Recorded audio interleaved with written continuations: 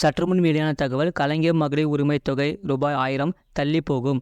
ஆக்சுவலாக பார்க்க போகிறோம். நீங்கள் நம்ம சேனலும் சப்ஸ்கிரைப் பண்ணாமல் இருந்தீங்கன்னா மறக்காமல் லைக் பண்ணிக்கோங்க, சப்ஸ்கிரைப் பண்ணிக்கோங்க. வாங்க வீடியோக்குள்ளே போகலாம். மகளிர் உரிமை தொகை திட்டத்தில் புதிய பயனாளிகள் சேர்க்கப்படுவதற்கான விண்ணப்பம் வழங்கப்படும் தேதி தள்ளி போகிறது.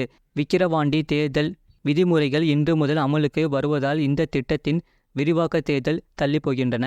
இந்த வார இறுதியில் முதல்கட்ட பணிகள் இதற்காக நடக்கும் என்று எதிர்பார்க்கப்பட்ட நிலையில் தேர்தல் விதிகள் அமலுக்கு வருவதால் விரிவாக்கம் தள்ளி போகிறது. இதன் மூலம் கலைஞர் மகளிர் உரிமை தொகையில் தமிழ்நாட்டில் கூடுதலாக 2.30 லட்சம் பேர் இணைக்கப்பட வாய்ப்பு உள்ளதாக தகவல் வெளியாகியுள்ளன. ஆனால் ஜூலை 10 வரை திட்டம் விரிவாக்கப்படாது. தமிழ்நாட்டில் காலியாக உள்ள விக்கிரவாண்டி சட்டசபை தொகுதிக்கு ஜூலை 10 இடை தேர்தல் நடைபெறும் என்றும் ஜூலை 13 வாக்கு எண்ணிக்கை நடைபெறும் என்றும் தேர்தல் ஆணையம் அறிவிப்பு வெளியிட்டுள்ளது. விக்கிரவாண்டிக்கு இடைத்தேர்தல் தொடர்பான தேர்தல் விதிகள் இன்னொரு நடைமுறைக்கு வருகின்றன. அடுத்த ஒரு மாதம் தேர்தல் தேதிகள் நடைமுறையில் இருக்கும். ஜூன் 14 முதல் 21. வேட்புமனு பரிசீலனை ஜூன் 24. வேட்புமனு திரும்ப பெற ஜூன் 26. வாக்குப்பதிவு ஜூலை 10. வாக்கு எண்ணிக்கை ஜூலை 13 அன்று அறிவிக்கப்பட்டு உள்ளது. கலைஞர் மகளிர் உரிமை திட்டம் 2 முக்கிய நோக்கங்களை கொண்டது. குடும்பத்திற்காக வாழ்நாள் எல்லாம் ஓயாமல் உழைத்து கொண்டிருக்கும் பெண்களின் உழைப்பிற்கு கொடுக்கும் அங்கீகாரம் முதன்மையானது. ஆண்டிற்கு 12,000 ரூபாய் உரிமை தொகை என்பது பெண்களின் வாழ்வாதாரத்தை மேம்படுத்தி வாழ்க்கை தரத்தை உயர்த்தி சமூகத்தில் சுயமரியாதையோடு வாழ்வதற்கு வழிவகுக்க வேண்டும் என்பதாகும்.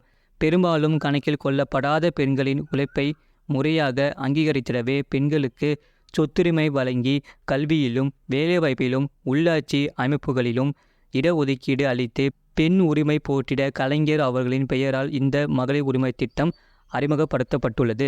எனவேதான் இந்த திட்டத்திற்கு மகளிருக்கான உரிமை தொகை என்று இல்லாமல் மகளிர் உரிமை தொகை என்று கவனத்துடன் பெயரிடப்பட்டு உள்ளது.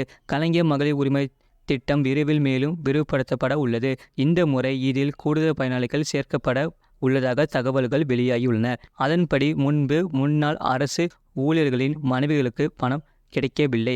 அவர்களுக்கு இந்த முறை பணம் கொடுக்க திட்டமிடப்பட்டு உள்ளது. அதேபோல் முன்னாள் கார்ப்பரேஷன் ஊழியர்களின் மனைவிகளுக்கும் பணம் கொடுக்க ஆலோசனை செய்யப்பட்டு வருகிறது. இந்த திட்டத்தின் கீழ் புதிய பயனாளிகளை சேர்க்க விண்ணப்பங்கள் ஜூன் 2ஆம் வாரம் வழங்கப்பட உள்ளது. இந்த திட்டத்தில் கடந்த ஜனவரி கூடுதல் பயனாளிகள் சேர்க்கப்பட்டன. இந்த நிலையில் இந்த மாதம் இதே திட்டம் மறுவாழ்வு முகாம் பெண்களுக்கும் விரிவுபடுத்தப்பட்டுள்ளது.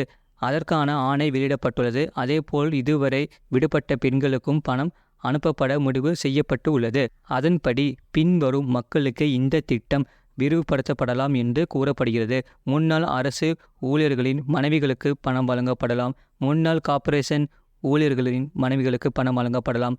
புதிதாக ரேஷன் கார்டு பெற்றோர்களுக்கு பணம் வழங்கப்படலாம். புதிதாக திருமணமான பெண்களுக்கும் பணம் வழங்கப்படலாம். கலைஞர் மகளிர் உரிமை தொகை திட்டத்தில் கடந்த ஜனவரி மாதம் கூடுதல் பயனாளிகள் சேர்க்கப்பட்ட நிலையில் 90% மகளிருக்கு உரிமை தொகை சேர்ந்து விட்டது என்றும் தகுதியான ஒரு சிலர் விடுபட்டு இருந்தால் அந்த பட்டியலை மாவட்ட ஆட்சியரிடம் வழங்க திமுகவினருக்கு அமைச்சர் உதயநிதி ஸ்டாலின் அறிவுறுத்தியுள்ளார். தேர்தலுக்கு பின் இவர்களுக்கும் பணம் வழங்கப்படும் என்று எதிர்பார்க்கப்படுகிறது.